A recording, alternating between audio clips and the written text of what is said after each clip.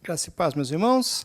Que alegria podermos nos encontrar novamente, mais um domingo, mais uma manhã de domingo, mais uma manhã especial para nós buscarmos a presença de Deus, para nós descansarmos um pouco dos afazeres, para nós dedicarmos também um pouquinho mais à família. Mas não se esqueça de buscar ao Senhor, não se esqueça de pensar nas coisas de Deus, não se esqueça de louvar o Senhor, porque esse é o dia do Senhor. Nós não devemos esquecer disso. E louvar o Senhor e adorar o Senhor na beleza da sua santidade, não é? Graças a Deus que nós estamos podendo fazer um estudo nesses dias, estamos trabalhando aí a carta aos Hebreus, estamos pensando um pouco na carta aos Hebreus, estamos dialogando com esse autor misterioso, ninguém sabe quem foi que escreveu Hebreus, uns dizem que foi o apóstolo Paulo, outros dizem que foi Silas, outros dizem que foi Barnabé, outros dão outros nomes, ninguém sabe quem foi o autor da carta aos Hebreus, foi o Espírito Santo quem iluminou, sabemos que em última instância foi o Espírito Santo o autor da carta aos Hebreus, que falou muito àqueles cristãos do primeiro século, e ainda hoje fala a nós, ainda hoje a palavra de Deus é viva e eficaz, fala aos nossos corações, nos ensina muitas coisas, e nesse tempo nós podemos então pensar um pouco nas coisas que estão ali nesse livro, né, um pouco nos ensinos que estão presentes nesse livro que foi escrito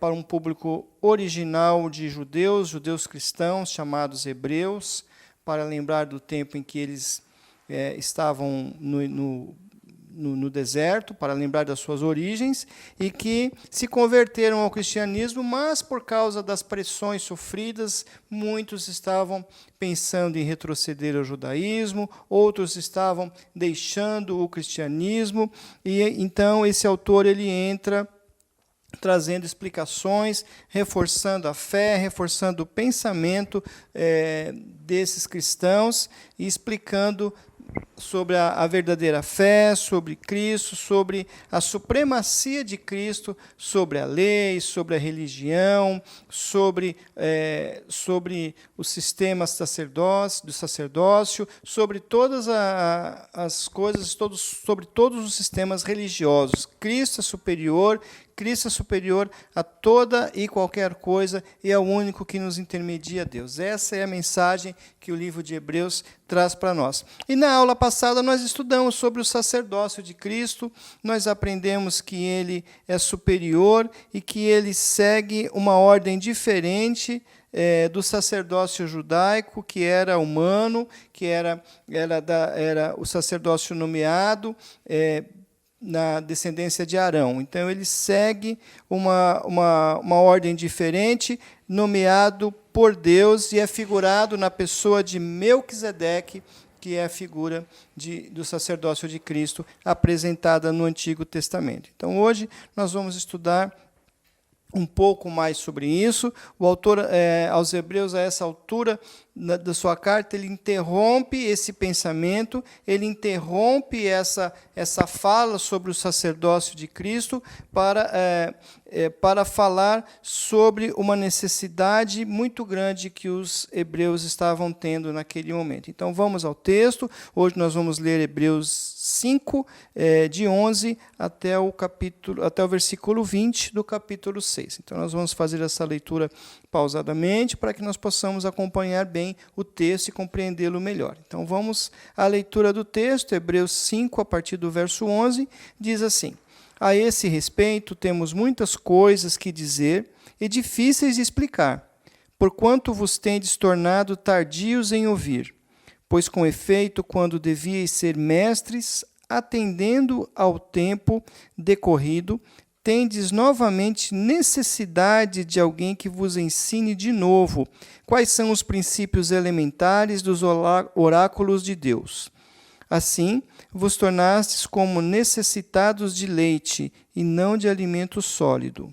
Ora, todo aquele que se alimenta de leite é inexperiente na palavra da justiça, porque é criança.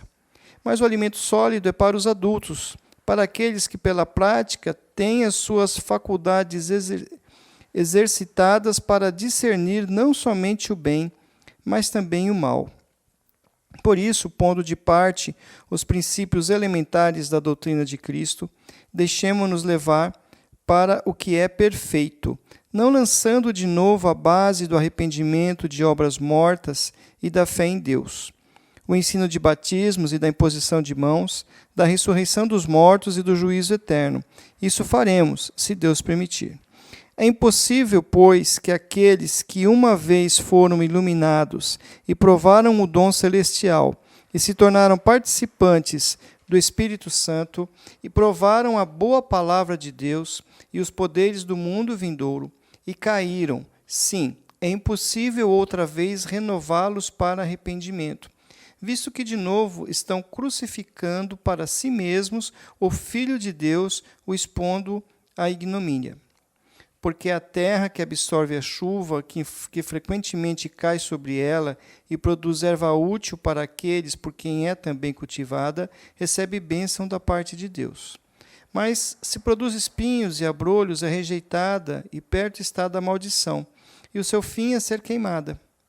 Quanto a vós outros, todavia, ó amados, estamos persuadidos das coisas que são melhores e pertencentes à salvação, ainda que falamos desta maneira, porque Deus não é injusto para ficar esquecido do vosso trabalho e do amor que evidenciastes para com seu nome, pois servistes e ainda servis aos santos. Desejamos, porém, continue cada um de vós mostrando até o fim a mesma diligência para a plena certeza da esperança, para que não vos torneis indolentes, mas imitadores daqueles que pela fé e pela longanimidade herdam as promessas. Pois quando Deus fez a promessa a Abraão, visto que não tinha ninguém superior por quem jurar, jurou por si mesmo, dizendo: certamente te abençoarei e te multiplicarei. E assim, depois de esperar com paciência, obteve Abraão a promessa. Pois os homens juram pelo que lhes é superior, e o juramento, servindo de garantia para eles, é o fim de toda a contenda. Por isso Deus, quando quis mostrar mais firmemente aos herdeiros da promessa a imutabilidade do seu propósito, se interpôs com juramento, para que mediante duas coisas imutáveis, nas quais é impossível que Deus minta, forte alento tenhamos nós, que já corremos para o refúgio, a fim de lançar mão da esperança proposta, a qual temos por âncora da alma, segura e firme, e que penetra além do véu, onde Jesus, como precursor, entrou por nós, tornando-se sumo sacerdote para sempre, segundo a ordem de Melquisedeque. Amém. Até aí, então, nós lemos a segunda parte do capítulo 5 e todo o capítulo 6. Então, como nós já começamos a conversar, na aula anterior, até o capítulo 5, o autor vem falando sobre esse sacerdócio eterno de Cristo, vem falando sobre a superioridade do seu sacerdócio, faz o comparativo com o sacerdócio de Melquisedeque, e, de repente, ele para de falar sobre isso, para de falar sobre todo o assunto que vinha trazendo, abre um grande parênteses e começa chama a atenção, então, daqueles crentes quanto à questão da sua fé. Então, ele interrompe essa explicação, essa magnífica explicação, onde ele vinha falando sobre a superioridade de Jesus sobre os anjos, a superioridade de Cristo sobre Moisés, sobre a lei, sobre Arão e o sacerdócio, para chamar a atenção de um problema que havia entre eles e que os impedia de receber doutrinas mais profundas. É como se ele estivesse radiando na sua mente, cheio de informações para passar para eles, e, de repente, ele para por um instante e percebe que eles ainda não estavam prontos para receber tais informações. Então, ele para o seu discurso para tratar deste problema. E o problema estava no entendimento daquilo que era ensinado. E essa falta de entendimento é que estava levando estes hebreus ao esfriamento, estava levando muitos deles a retornarem ou pensarem em retornar ao sistema do judaísmo. Eles estavam, então, vacilantes na sua fé porque eles não cresceram no conhecimento de Cristo. E isso aconteceu porque não quiseram avançar. O problema não era a dificuldade da doutrina, porque a doutrina de Cristo era muito complicada, porque o cristianismo era mais complicado do que o judaísmo. Não, o problema não era esse. O problema estava em quem ouvia as informações, de quem ouvia as informações, as doutrinas e o que era passado. Em outras palavras, eles estavam acomodados. O problema daqueles cristãos, o problema daquela igreja era o comodismo. Eles estavam acomodados com o que eles ouviram inicialmente e não se dedicaram, então, a aprender e buscar mais de Deus, não se preocuparam em estudar a palavra de Deus, não se preocuparam em se aprofundar no seu conhecimento, ficaram apenas no campo, estou salvo, isso basta, e não buscaram mais informações a respeito dessa salvação. Não buscaram um aprendizado com Deus, não buscaram um estreitamento nessa relação com Jesus, não buscaram aprender mais e se envolver mais com Ele. Então, havia uma grande dificuldade, e essa dificuldade é uma dificuldade que nós vemos ainda nos dias de hoje. Muitas pessoas, hoje em dia, não querem se aprofundar na fé, não querem se aprofundar no relacionamento com Deus, não querem se aprofundar no estudo da palavra de Deus.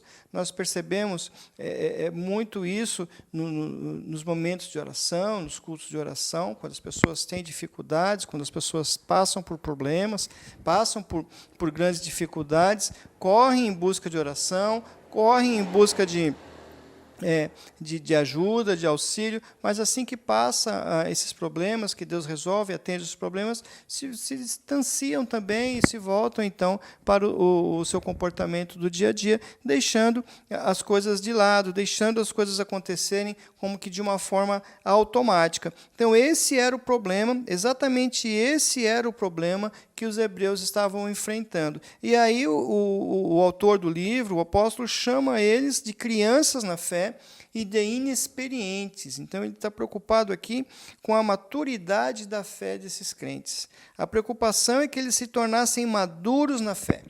Mas isso não aconteceu porque se tornaram tardios para ouvir. O versículo 11 diz que eles se tornaram tardios para ouvir.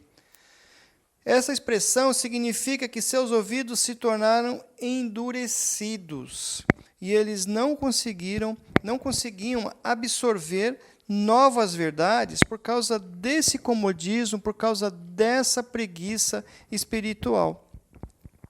Então, nós aprendemos aqui que um cristão ele só irá amadurecer na sua fé na medida em que busca mais a Cristo através da sua palavra, através das suas experiências com o Senhor, através dessas experiências pessoais com o Senhor, através das experiências em comunidade, com as experiências com outros irmãos com o Senhor e através de uma vida na sua dependência, viver na dependência de Deus. Eu acredito que hoje é um dos desafios, são muitos os desafios desse tempo, mas viver na dependência do Senhor é um grande desafio hoje para os cristãos, né? Acostumamos a ter tudo nas mãos, acostumamos a ter muitas facilidades nesse tempo, e esse é um tempo de facilidades, e muitas pessoas se valem disso e muitas vezes acabam se esquecendo que precisamos ter uma dependência de Deus, precisamos viver na dependência do Senhor. E esses crentes estavam enfrentando essas dificuldades. Aqueles crentes já deveriam estar maduros, eles já deveriam estar aptos para ensinar outras pessoas a respeito de Cristo. Mas, no entanto, essa falta de querer aprofundar-se na verdade os fez retroceder a ponto de se tornarem vacilantes e chegarem ao ponto de desejarem voltar ao sistema religioso antigo, justamente pela falta de compreensão. Então, veja que é importante conhecermos a palavra de Deus e avançarmos nesse conhecimento e continuarmos avançando e compartilhando esse conhecimento, porque isso faz com que nós venhamos a crescer espiritualmente. No caso deles, eles retrocederam, eles voltaram para trás. Como uma criança, quando está aprendendo a escrever e para por um tempo de ler ou de escrever, ela retrocede, já tem dificuldades para ler, já tem dificuldades em escrever. É a mesma coisa. Precisamos estar sempre exercitando isso. Por isso que o profeta Oséias diz que nós conheçamos e prossigamos em conhecer ao Senhor. Esse conhecimento não pode parar, não deve parar. Muitas pessoas deixam a escola dominical em segundo plano, muitas pessoas não aproveitam a escola dominical, preferem os cultos de celebração, mas a escola é muito importante porque nós aprendemos, nós podemos compartilhar uns com os outros e podemos aprender como compartilhar com outras pessoas que não fazem parte do corpo de Cristo, também para que possam vir e se juntar a nós na família de Cristo. Então, esse era o grande problema dessas pessoas. Então, esses crentes, eles poderiam já estar prontos, mas eles retornaram para trás por essa falta de compreensão. Então, nós devemos cada vez mais buscar essa compreensão das Escrituras, cada dia mais. Muita gente tem buscado soluções rápidas nesse tempo, muitas pessoas buscam soluções rápidas, buscam a opinião de outro, o que o outro diz que eu devo fazer em determinada situação, e esquecem que nós devemos buscar essas respostas na palavra de Deus, que nós precisamos buscar essas respostas na comunhão, na convivência com o Senhor, e aí vão perdendo muito de Deus em suas vidas, tornando-se propensos, então, ao esfriamento, ao desânimo e presas fáceis aí ao falso evangelho que tem sido propagado hoje em dia. Hoje nós temos enfrentado uma grande dificuldade com o esfriamento, um esfriamento geral, principalmente nesse tempo, com o desânimo, e tudo isso vem justamente por causa dessa falta de relacionamento com Deus. As pessoas se limitam a ter um relacionamento com Deus apenas num período de culto, apenas naquele momento, e isso é pouco, porque acaba trazendo aí esse esfriamento. Então, precisamos ter esse relacionamento do dia a dia, esse relacionamento da caminhada, de caminhar com Deus a todo momento. E, por isso, nós vemos aí um falso ou falsos evangelhos sendo propagados, coisas que são distorcidas da palavra de Deus, que têm sido ensinadas, falsos mestres têm se levantado aos montes, doutrinas cada vez mais estranhas têm se levantado, e muitas pessoas, por não terem esse conhecimento, por não terem esse contato estreito com Deus, têm entrado por esses caminhos que muitas vezes parecem ser mais fáceis, mais simples, e acabam se tornando presas, verdadeiras presas desses falsos mestres, desses falsos evangelhos que têm sido pregados. Mas isso já é falado, o Senhor Jesus já disse que isso aconteceria, que muitos se levantariam em seu nome, que muitos seguiriam esses falsos mestres, e que o amor de quase todos esfriaria. Então, nós temos que ficar atentos a tudo isso, para que nós não venhamos também a entrar nesse ritmo, a entrar nesse grupo daqueles que vão se esfriar e que vão seguir os falsos ensinos. E é por isso que o autor, então, os exorta, o autor, depois de chamar essa atenção, de chamá-los de crianças espirituais, ele os exorta a prosseguir. Ele não quer que eles permaneçam dessa forma, ele não deseja que eles permaneçam dessa maneira, assim, fracos, não podendo receber doutrinas mais sólidas, e os exorta a prosseguir, os exorta a tirar as suas dúvidas, a não ficarem estagnados apenas naquelas verdades básicas, naquelas verdades iniciais do Evangelho. Nós precisamos prosseguir, é preciso conhecer e é preciso praticar na medida em que nós vamos aprendendo. E isso envolve o ensino de outras de outras matérias, de outras verdades, de outras doutrinas que precisam ser aprendidas e apreendidas. Então, todos nós temos condições, capacitação dada por Deus para aprendermos e também para ensinarmos os outros, para ensinarmos as outras pessoas a seguirem esse caminho. Isso é um desenvolvimento natural, e nós precisamos, mais do que nunca, de crentes maduros, de pessoas maduras, e essa maturidade é só no dia a dia, na convivência com Deus e no estudo da sua palavra, que nós vamos adquirindo. Então, a partir do verso 4 até o verso 12, o autor ele passa a tratar, então, de um assunto muito controverso, de um assunto muito importante, de um assunto que é fundamental na vida cristã e que gera, ainda hoje, muita controvérsia, muita dúvida, muita especulação. A pergunta é: o salvo pode perder a salvação? O crente pode perder a salvação? Então, eu vou repetir esse trecho, que é muito importante. Então, ele diz o seguinte: é impossível, pois que aqueles que uma vez foram iluminados e provaram o dom celestial e se tornaram participantes do Espírito Santo e provaram da boa palavra de Deus e os poderes do mundo vindouro e caíram, sim, é impossível outra vez renová-los para o arrependimento, visto que de novo estão crucificando para si mesmos o Filho de Deus, expondo-o à ignomínia, à vergonha.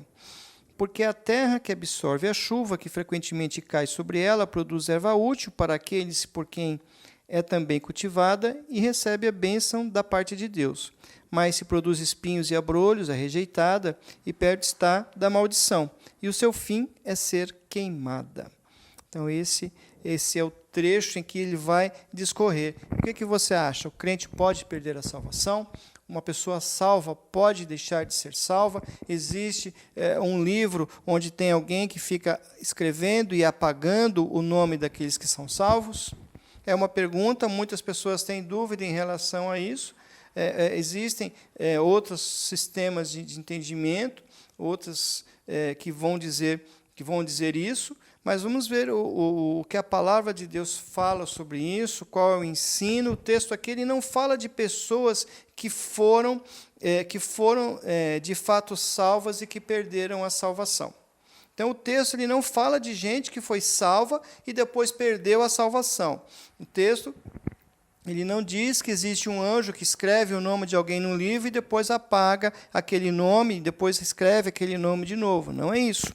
Então, o texto é claro, a salvação é eterna e a salvação é baseada na graça de Deus, é baseada na graça de Cristo. A salvação não depende do homem, mas depende de Deus, e Ele não volta atrás.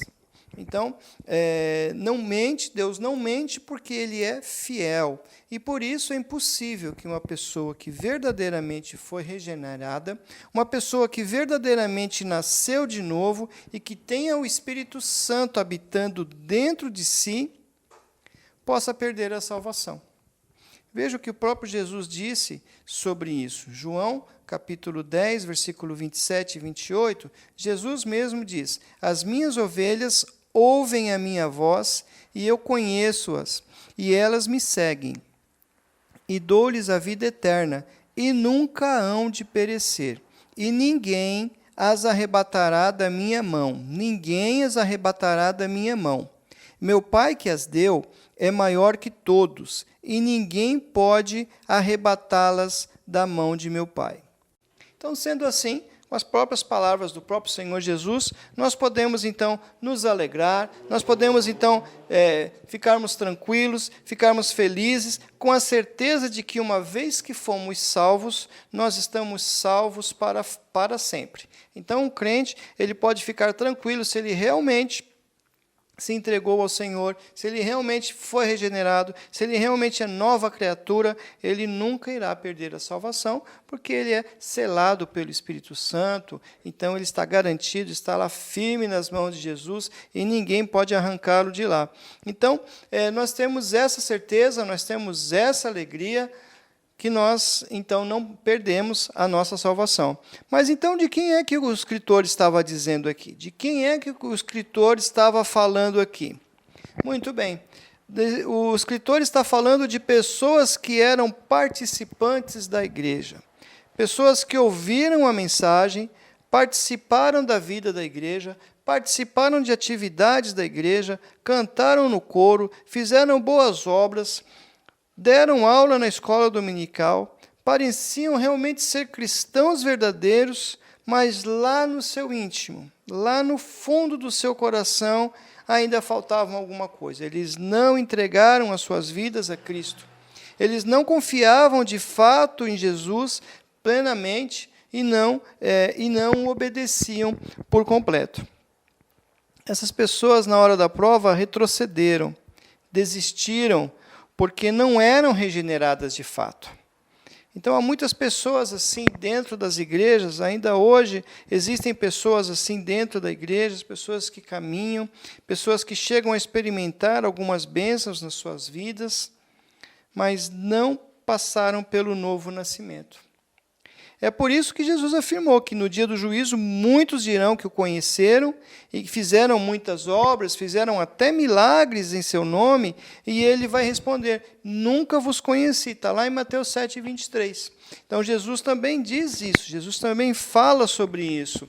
E isso é uma realidade. Muitas pessoas se enganam, sentam, cantam, participam de tudo, até têm uma vida diferente por causa dos valores que são aprendidos, mas não tiveram ainda esse encontro pessoal com Cristo, ainda não tiveram a sua vida transformada, e essas pessoas estão aí nessa situação que o autor fala. São essas pessoas que retrocedem. Quem abandona Jesus é porque nunca o conheceu. É o que João diz, o apóstolo João diz isso em sua primeira carta. Saíram de nós porque não eram dos nossos.